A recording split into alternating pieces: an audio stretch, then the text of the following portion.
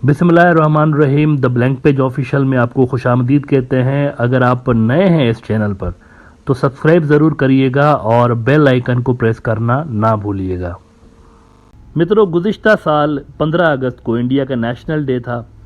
तो 15 अगस्त 2022 को मैंने बड़ी ही इंपॉर्टेंट बात की थी ब्रॉडर व्यू के अंदर कि Indian Ocean is no longer Indian, the game is over, Indianness of Indian Ocean is over.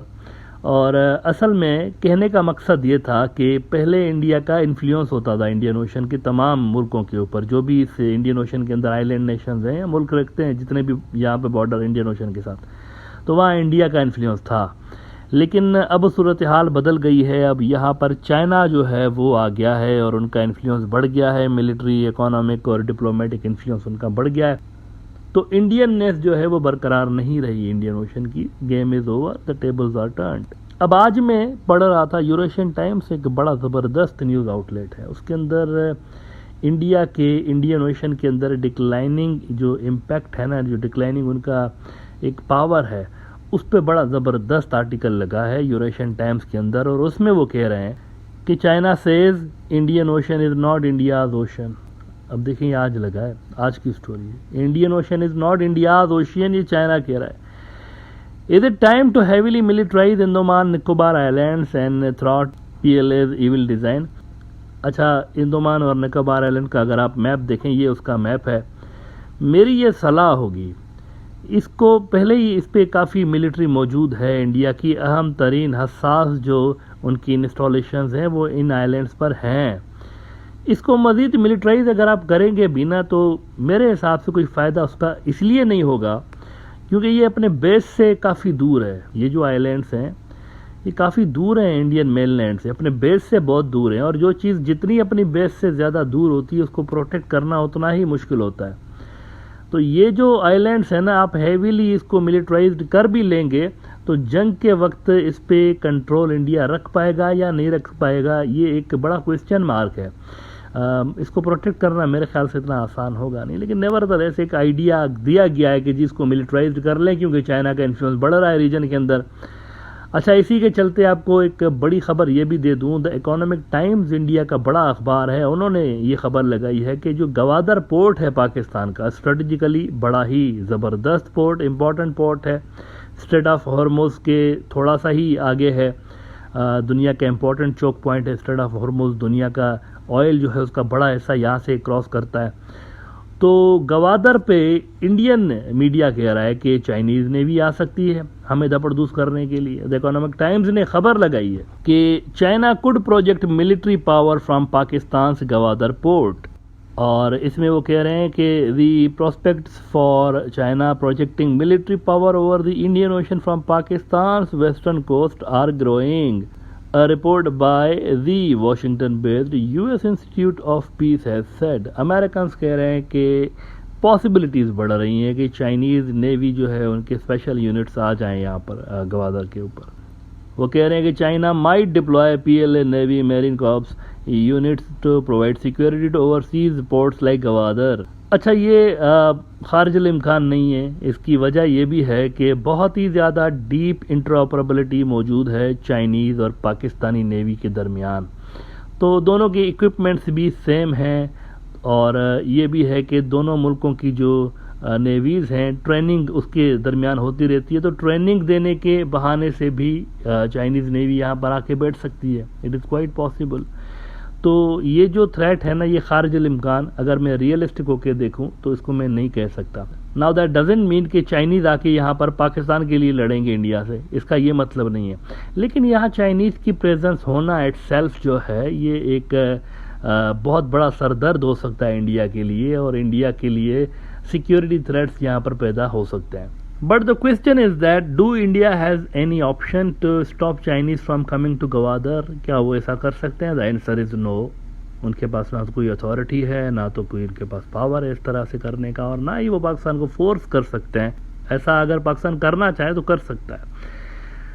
अब मेन क्वेश्चन वही आ गया घूम फिर के, देखें कि ये सब हुआ कैसे। इंडियन ओशन की इंडियननेस कब ख़त्म हुई है, कब गई है? ये रातों रात नहीं हुआ, इसको कई साल लगे हैं। ख़ास तौर पर 2013-14 से लेकर ज़्यादा इसमें शिद्दत आती गई है। इंडिया का इन्फ्लुएंस जो है जो साउथ एशिया के अंदर डिक्लाइन होता गया है, वैसे ही उनका जो इन्फ्लुएंस है कोइंसिडेंटली बाकी के इंडियन ओशन का जो रीजन है उसके ऊपर भी डिक्लाइन होता चला गया है। इसमें थोड़ा बहुत जो अमल दखल है वो साइकोलॉजी का भी है। जो नफ्सियात होती है, कौमों की नफ्सियात भी होती हैं, नेशंस की नफ्सियात भी होती हैं। एक तो एक इंडिविजुअल की नफ्सियात होती है ना, किसी शख्स की अपनी ज़ाती तौर पर, लेकिन कलेक्टिव नफ्सियात भी होती है कौमों के अंदर। ये भी एक फैक्टर है। इंडिया की अगर आप नफ्सियात को देखें, साइकोलॉजी को देखें, शुरुआत से लेकर इंडिया हमेशा जब भी उन्होंने थ्रेट फील किया है या जब भी उन्होंने ध्यान लगा के अपनी जो डिफेंस स्ट्रेटजीज डिज़ाइन की हैं, सिर्फ एक ही साइड पे उन्होंने फोकस किया है और वो है उनकी वेस्टर्न साइड और नॉर्थ वेस्टर्न साइड। अब वेस्टर्न साइड जो उनकी है वो पाकिस्तान है। इंडिया की जितनी भी कोर फॉर्मेशंस हैं मिलिट्री की, वो अगर आप देखेंगे तो ऐसे ही बनी हुई हैं। पाकिस्तान को डिज़ाइन करके सारी की सारी उन्होंने, एक आध ऐसी है सिर्फ जो कि उन्होंने ऐसे ही जनरली चाइना के लिए रखी हुई थी, बाकी सारी की सारी जो थी वो डिज़ाइन की हुई थी इन्होंने पाकिस्तान के लिए।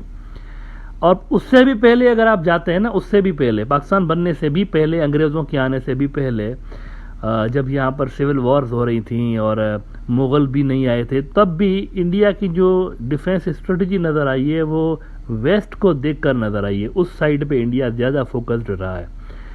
इसकी वजह यह है कि ज़्यादातर जो इंडिया के ऊपर हमले हुए हैं वो उसी साइड से हुए हैं। मैदानी इलाका है, ज़मीनी इलाके हैं ये।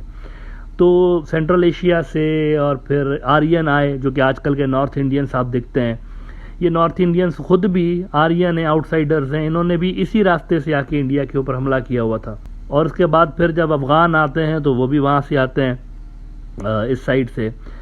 तो साइकोलॉजी में, नफ्सियात में बैठ गया कौम की कि यहाँ हमेशा डेंजर आएगा तो इधर से ही आएगा। मतलब ये सोच ही नहीं रही कि ऊपर का जो इलाका है, नॉर्थ जो इंडिया की है, वहाँ से भी कोई हमला हो सकता है। ये कभी कोई सोच ही नहीं रही इंडिया के अंदर।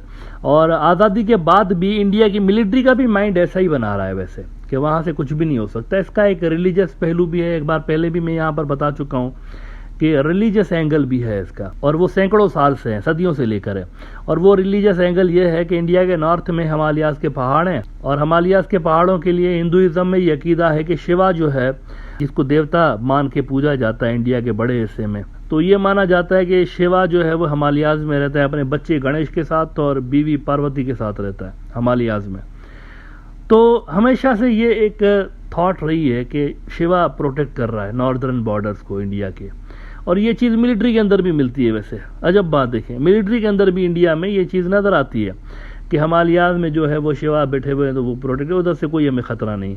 तो इन्होंने शुरू से लेकर जो स्ट्रेटजीज डिज़ाइन की हुई हैं वो हमेशा वेस्ट की तरफ से डिज़ाइन की हुई हैं। पाकिस्तान वाली जो साइड आप देखते हैं ये, लेकिन अब देखें इक्वेशन चेंज हो गई है। अब इंडिया को वेस्ट से ज़्यादा, पहली बार ऐसा हो रहा है कि वेस्ट से ज़्यादा इंडिया को अपने नॉर्थ से ख़तरा महसूस हो रहा है, हिमालय से ही ख़तरा महसूस हो रहा है सबसे ज़्यादा। ये वो टाइम है, इंडियन ओशन तो गया ना हाथ से, हिमालयाज़ को बचाने का इस वक्त जो है ना वो टाइम आया हुआ है। और इसको बचाने के लिए कोई इंडिया को सॉलिड डिफेंस स्ट्रेटजी नई अपनी बनानी पड़ेगी, नई डिज़ाइन करनी पड़ेगी। और बुनियादी जो ढांचा है इंडिया के डिफेंस स्ट्रक्चर का, उसको चेंज करने की ज़रूरत है, क्योंकि दुनिया चेंज हो गई है। और इस वक्त जो नॉर्दर्न फ्रंट है वो लॉन्ग टर्म चैलेंजेस इंडिया के लिए पोज करने जा रहा है अगले कई डेकेड्स तक। तो उसको काउंटर करने के लिए इंडिया को नई स्ट्रेटजी की ज़रूरत है।